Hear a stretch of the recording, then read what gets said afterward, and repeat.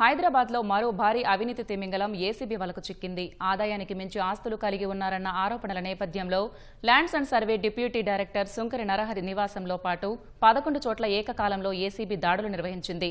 చత్రినాకలో నివాసంలో ఉదయం నుంచి ఏసీబీ అధికారులు సోదాలు నిర్వహిస్తుండగా నారాయణగూడలోని సర్వే భవన్లో survey, settlements and land records commissioner కార్యాలయంలో కూడా సోదాలు చేస్తున్నారు.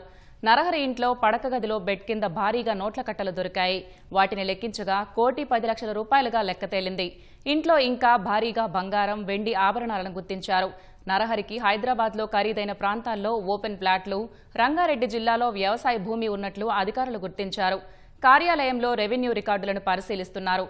నరహరి సోదరుడి ఇళ్లల్లో భారీగా ఆస్తిపత్రాలు స్వాధీనం చేసుకున్నారు.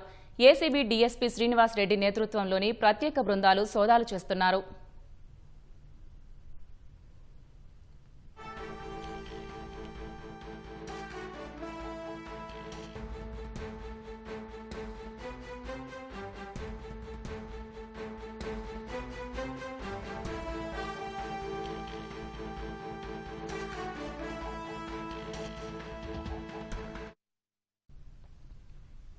ఆదాయానికి మించిన ఆస్తుల కేసులో lands and survey deputy director Narahari, ఆయన బంధువుల ఇళ్లలో ఏసీబీ సోదాలు కొనసాగుతున్నాయి. ఇప్పటికే ₹1,00,00,000కు పైగా నగదు, భారీగా బంగారం, భూమి పత్రాలు గుర్తించారు. మరింత సమాచారం మా ప్రతినిధి సూరిబాబుని అడిగి తెలుసుకుందాం. సూరిబాబు, చెప్పండి, నరహరి ఇంట్లో ఏసీబీ సోదాలకు సంబంధించి తాజా సమాచారం ఏంటి? Prasanna, lands and survey deputy director Shankar Narahari నివాసంలో ఇవాళ ఉదయం నుంచి కూడా ఏసీబీ సోదాలు ఇంకా జరుగుతున్నాయి. ఆదాయానికి మించిన ఆస్తుల కేసులో చిత్రనాకలోని నరహరి నివాసం, కార్యాలయం, అలాగే బంధువులతో పాటు 11 ప్రాంతాల్లో ఏకకాలంలోనే ఈ సోదాలన్నీ కూడా కొనసాగుతున్నాయి. నరహరి ఇంట్లో ఈ పడక గదిలోను, అలాగే సోఫా చెట్ల కింద కట్టలుగా నగదును గుర్తించారు. వాటన్నింటినీ కూడా లెక్కించడం జరిగింది.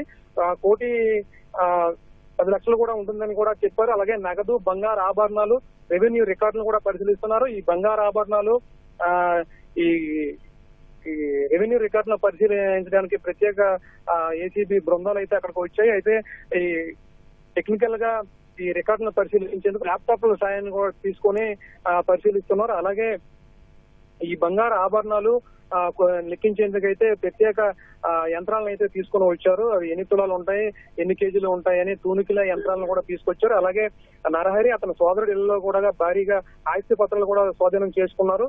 అలాగే హైదరాబాద్ లోని ఖరీదైన ప్రాంతాల్లో ఓపెన్ ప్లాట్లు, అలాగే రంగారెడ్డి జిల్లాలో వ్యవసాయ భూములు కూడా ఉన్నట్లు ఏసీబీ అధికారులు గుర్తించారు. అయితే వీటన్నింటినీ కూడా ఏసీబీ డీఎస్పీ శ్రీధర్ నేతృత్వంలోనే ఈ సోదాలన్నీ కూడా కొనసాగుతున్నాయి. అయితే హైదరాబాద్ లోని ఈ ఓపెన్ ఫ్లాట్లతో పాటు రంగారెడ్డిలో వ్యవసాయ భూములు కూడా గుర్తించినట్లు సమాచారం ఉంటుంది. అయితే హైదరాబాద్ చూసుకున్నట్లయితే అత్తాపూర్, మియాపూర్, గచ్చిబౌలి ప్రాంతాల్లో కూడా ఈ ఫ్లాట్లను గుర్తించిన ఏసీబీ అధికారులు ఒక గచ్చిబౌలిలోనే 2 ఫ్లాట్లను గుర్తించారు.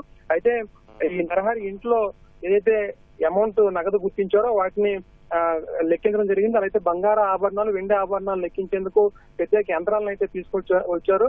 అయితే ఈ రెవెన్యూ రికార్డ్స్, ఈ ల్యాండ్ కి సంబంధించి మొత్తం కూడా దస్తావేజులన్నీ కూడా అక్కడ ఉన్నాయి. అయితే ఈ శంకర్ నరహరి కూడా శ్రీధర్ రెడ్డి ఏసీబీ డీఎస్పీ దగ్గరే ఉన్నారు. ఆయన మొత్తం కూడా వీళ్ళు ఏదైతే ఆదాయానికి మించిన ఆస్తుల కేసులో ఆరోపణలు ఎదుర్కొంటున్నారో వీళ్ళ దగ్గర ఉన్న పక్కా సమాచారంతో రికార్డులన్నీ తనిఖీలు చేస్తూ ఆయన నుంచి కూడా వివరాలు తీసుకుంటున్నారు. అయితే ఈ డబ్బులు మొత్తం కూడా చూసినప్పుడు ఈ నరహరి ఒక్కసారిగా పొంగుతిని చెమటలు పట్టడం జరిగింది.